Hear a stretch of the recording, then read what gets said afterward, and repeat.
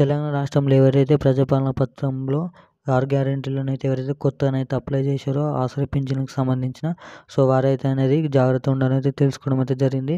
ఎవరైతే వెరిఫికేషన్ ఇంకా కాలేదో, ఎవరైతే పత్రం అయితే నింపడం అయితే జరిగిందో కొత్త పింఛన్ల కోసం వారైతే వెరిఫికేషన్ ఉంటేనే లేదంటే ఉంటేనే వాళ్ళకైతే పింఛన్ అనేది ఈ నెలలో వస్తుందో లేదంటే వచ్చే నెలలో వస్తుందనేది డౌట్ అనేది క్లియర్ చేసుకుందాం. పూర్తి వివరాల కోసం అయితే వీడియో చివరి దాకానైతే చూడండి.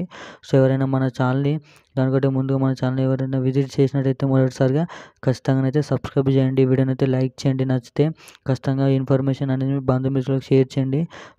సబ్స్క్రైబ్ బటన్ వచ్చి పక్కనున్న గంట బెల్ని అయితే ఆన్లో పెట్టుకోండి. అప్పుడే మరిన్ని కీలకమైన అప్డేట్స్ అనేది అందరికంటే ముందుగా మీరైతే తెలుసుకోవడానికి అయితే ఛాన్స్ ఉంటుంది. ఏమాత్రం లేట్ చేయకుండా వీడియోలోకి వెళ్ళి పూర్తి వివరాలు అనేది తెలుసుకుందాం. తెలంగాణ రాష్ట్రంలోనైతే ఆసరా పింఛన్లకు సంబంధించిన రేవంత్ రెడ్డి గారు కీలక అప్డేట్ అనేది రిలీజ్ చేయడం అయితే జరిగింది.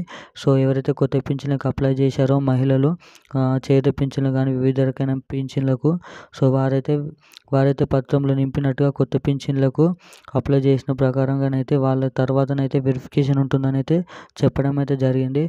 వెరిఫికేషన్ తర్వాత వారు అన్నీ కరెక్ట్ ఉంటే వారికైతే పింఛన్ అనేది ఇవ్వడం అయితే జరుగుతుందని అయితే చెప్పడం అయితే జరిగింది.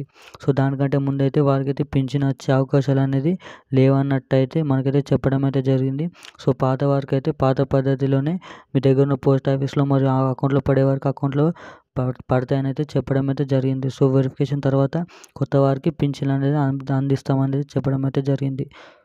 మరిన్ని అప్డేట్స్ కోసం ఛానల్ అయితే సబ్స్క్రైబ్ చేసి గంటనైతే ఆన్లో పెట్టుకోండి. Thank you guys.